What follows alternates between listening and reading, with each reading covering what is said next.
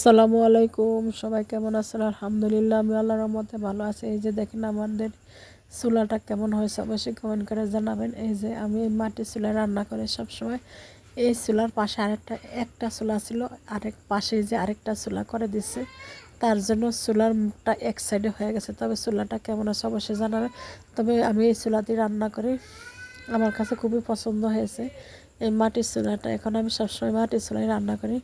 আর এই যে দেখেন গাছে পাইনঅ্যাপল হয়েছে, আমার ছেলে দেখে সবসময় একটা দুটা বলে যাবো ফেলে দাও। এই যে সে তার দাদার লাঠি দিয়ে বাইরে শুরু করেছে। যেহেতু গাছটা অনেক লম্বা, পারতে পারে না, তার জন্য সে দাদার লাঠি দিয়ে বাড়ি দিয়ে যেভাবে ফালাচ্ছে পাইনঅ্যাপলগুলো, এগুলা পাইনঅ্যাপলও বলে, আর মুজো বলে। এটা হয়েছে তার দাদার পুরনো লাঠি। লাঠি দিয়ে হাঁটে যে পকেটে নিয়েছে, যে বড়গুলোর ভিতর ছোটোগুলো ফেলে নিয়েছে, যে তার সব গাছ থেকে ফেলে সে খাবে।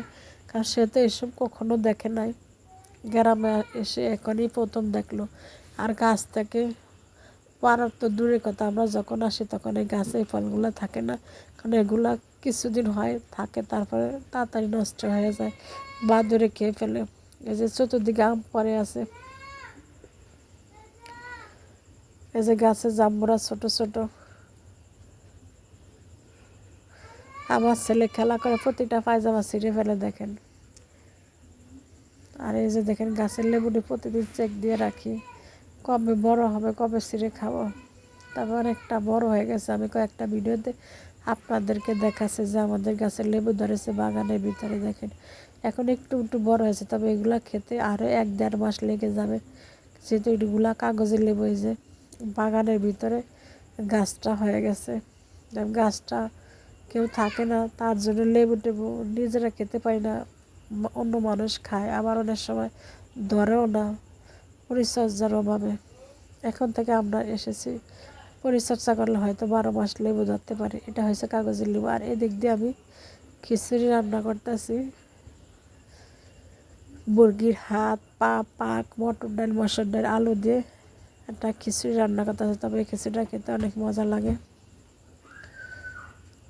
এভাবে কারা খিচুড়ি রান্না করে খেয়েছেন অবশ্যই কমেন্ট করে জানাবেন।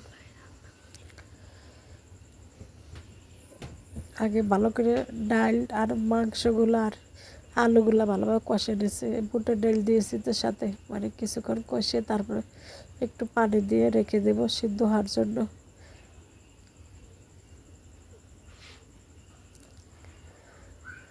এই যে এখন ভালোভাবে কষানোর জন্য রেখে দেব ঢাকনা দিয়ে, একটু সিদ্ধ হলে তারপর চালটা পরে দিয়ে দেব। এভাবে বাসার কাজগুলো শেষ করি। আজকে এভাবে খিচুড়ি রান্না খাবো দুপুরবেলা। আর এইদিকে আম ভর্তা বানানো হচ্ছে, কারণ দুপুরবেলা আম ভর্তা খেতে অনেক মজা। গ্রামে তো সবসময় আম পাওয়া যায়, শহরে হয়তো কিনে আনলে খাওয়া যায়, গ্রামে সবসময় পাওয়া যায়। সবাই ভালো থাকবেন।